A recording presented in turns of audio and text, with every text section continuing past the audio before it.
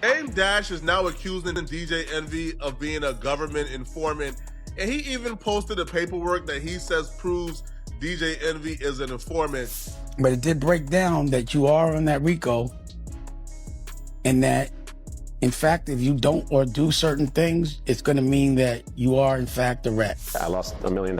And you went in because of DJ Envy. Yeah, I did. I mean, you know, I'd known Envy for years.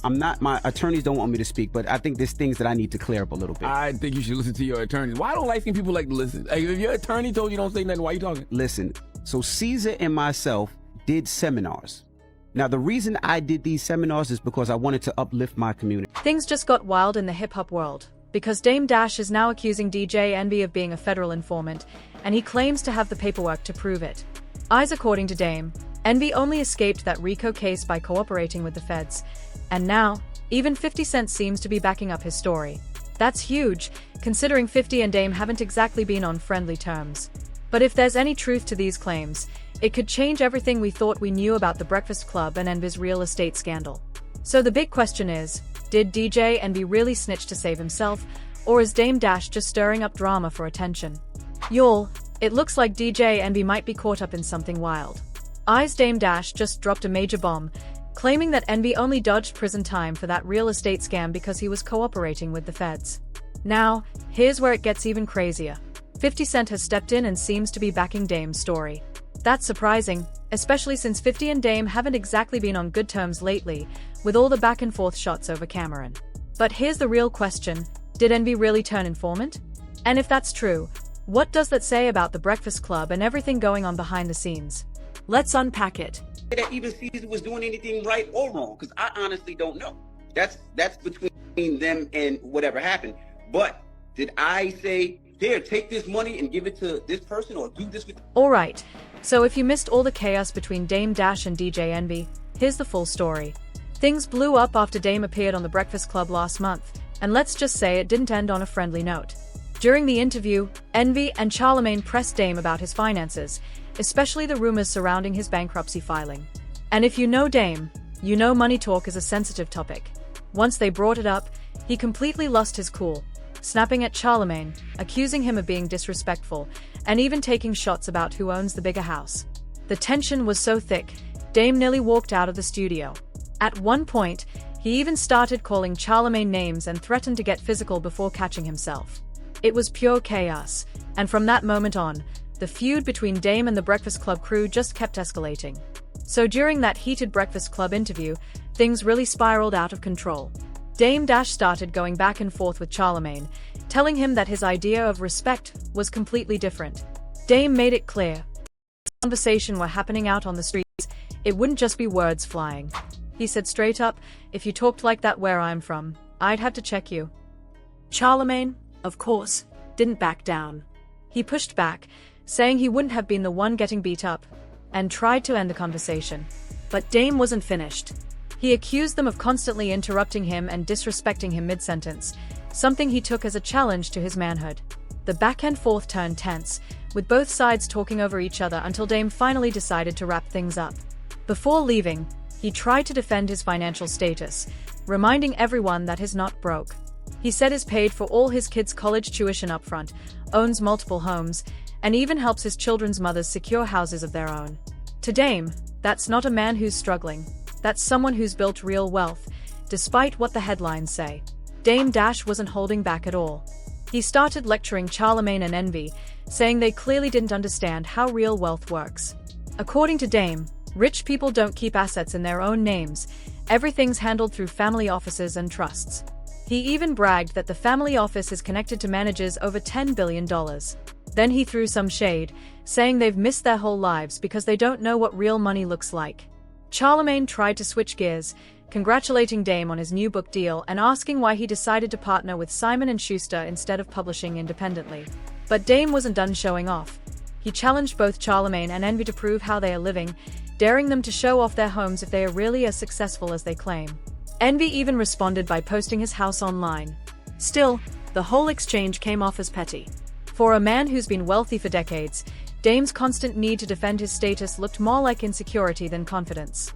But things took an even wilder turn, because before the interview wrapped, Dame dropped a bombshell. He accused DJ Envy of being investigated under a RICO case tied to his real estate partner, Cesar Pina. Envy immediately denied those claims, insisting he had paperwork to clear his name. But by then, the damage was done. Dame had already planted a seed of doubt in everyone's mind. At that point, the conversation completely unraveled. Envy tried to defend himself, insisting he had documents to prove Dame's RICO accusations were false, but before he could even show them, Charlemagne stepped in and shut it down. He wanted to keep things from escalating further, but by then, the interview had already gone off the rails. Charlemagne tried to bring some order back to the room, telling Dame that while he respects him as a businessman, he needs to be open to tough questions, not just praise. But Dame wasn't having it. He shot back, accusing Envy of being a chatty-patty, a term he's used before to describe men who gossip too much.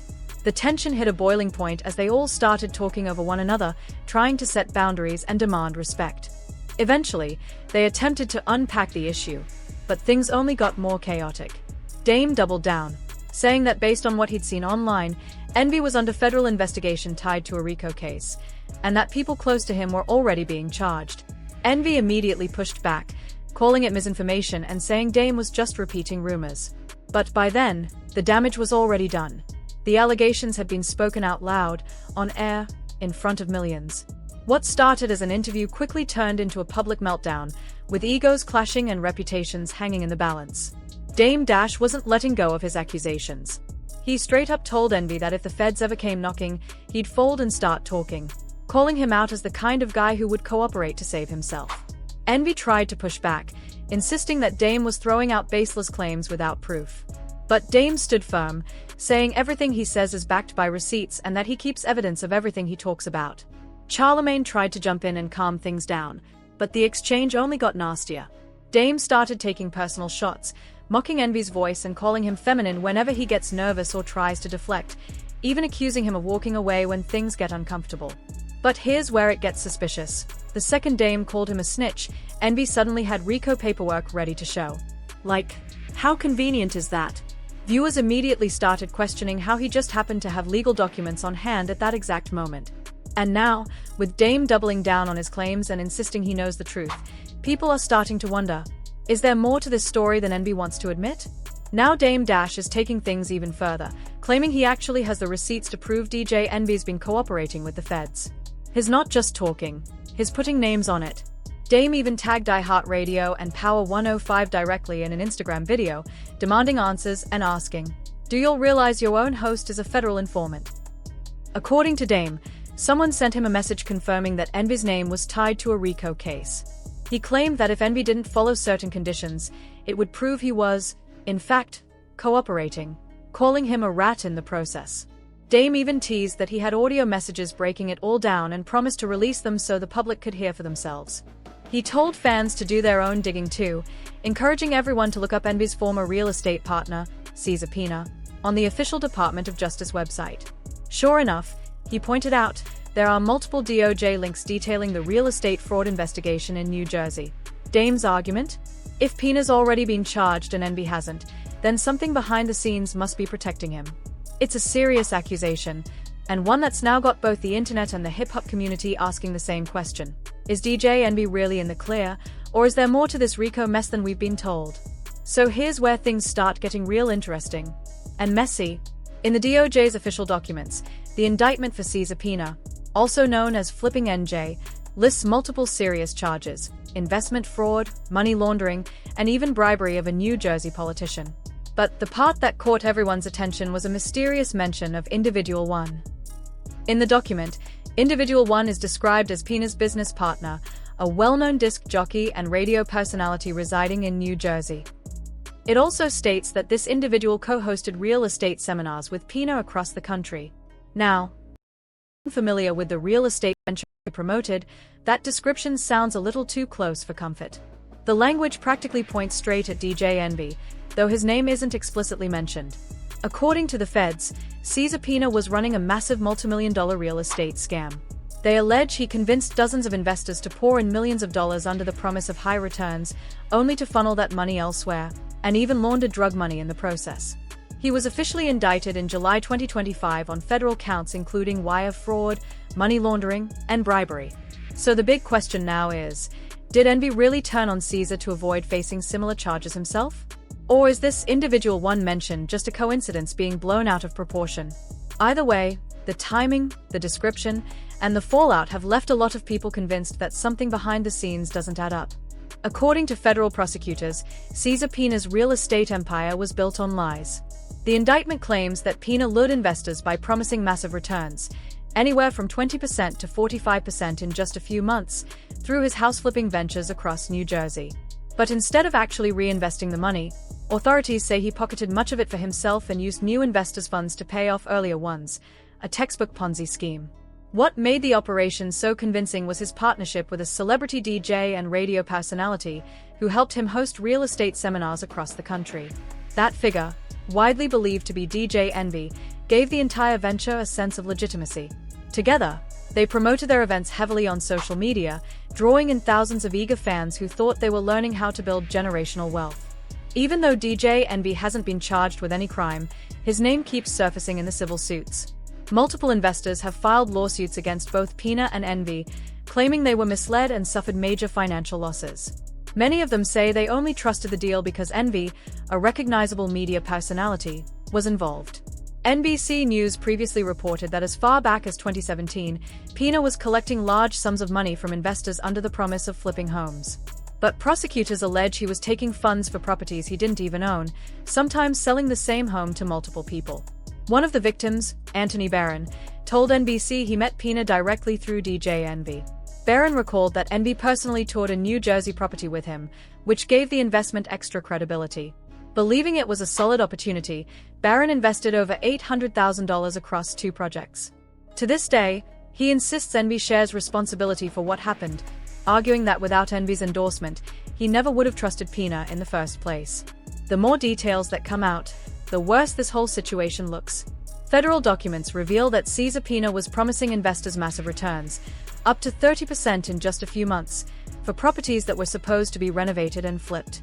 But in many cases, investigators say Caesar didn't even own the homes he was collecting money for.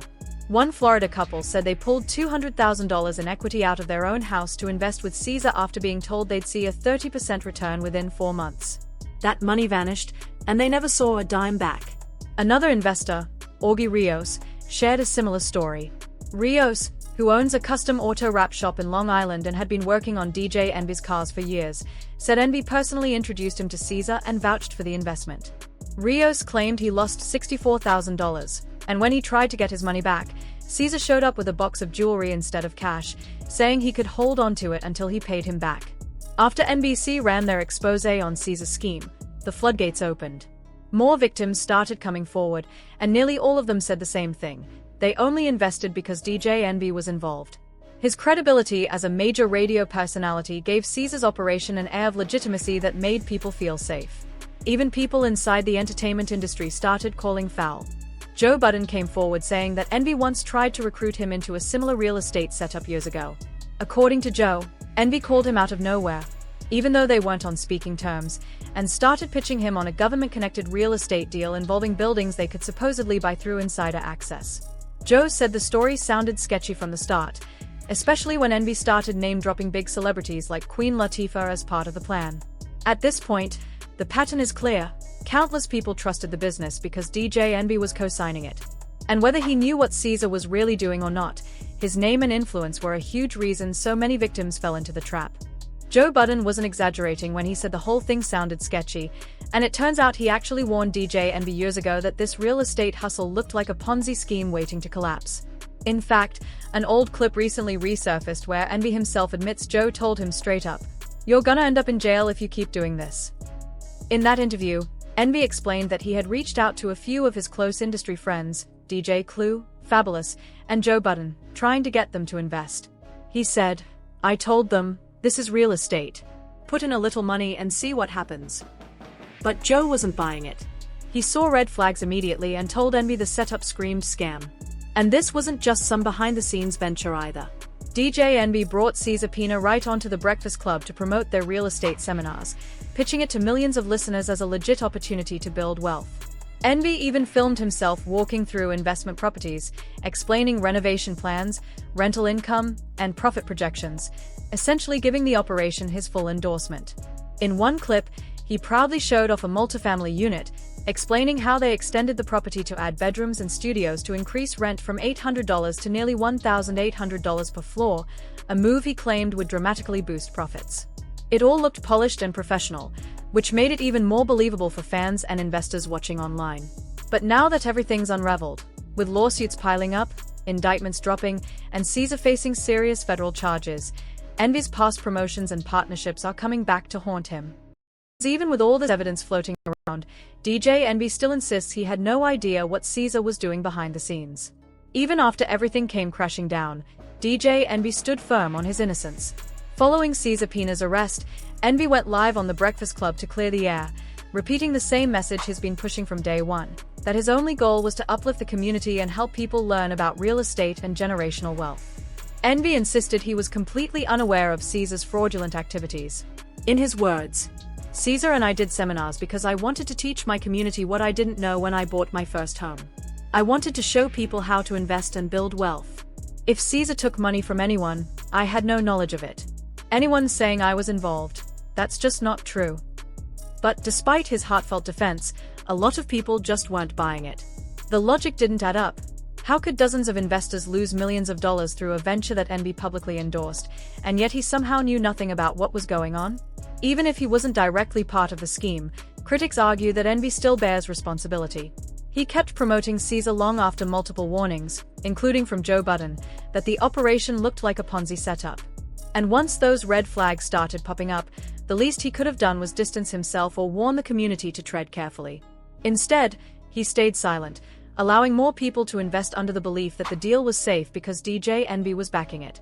Now, while there's no concrete evidence that Envy was charged or formally tied to the fraud, many suspect he may have been looked into during the investigation, if only because of how closely he was involved. And with Dame Dash's recent accusations adding fuel to the fire, the question still lingers. Was Envy really just naive, or was he quietly cooperating to save himself?